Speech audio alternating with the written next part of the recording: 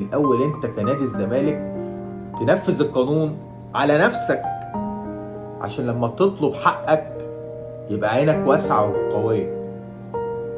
انما انت ما بتطلبش القانون وتحقيق اللوائح الا اللي ليك، الا ما اللي عليك لا.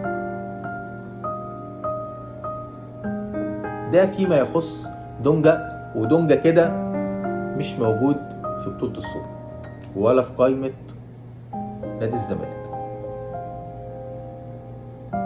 نادي الزمالك مش هينسحب من السوبر. هي قصة استعطافية لا أكتر ولا أقل، ومجرد كلام بيتقال وخلاص.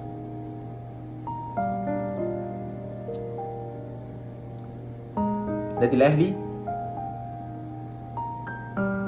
دايما في كل موقف بيحصل من أي نادي من الأندية اللي معاه موجودة في المنافسة، بيطلع الملك وبيطلع بابا الموضوع، وبيطلع هو أساس الاحترام والالتزام. وده مش من فراغ، ده ظاهر قوي لأنه مفيش غيره بيعمل ده.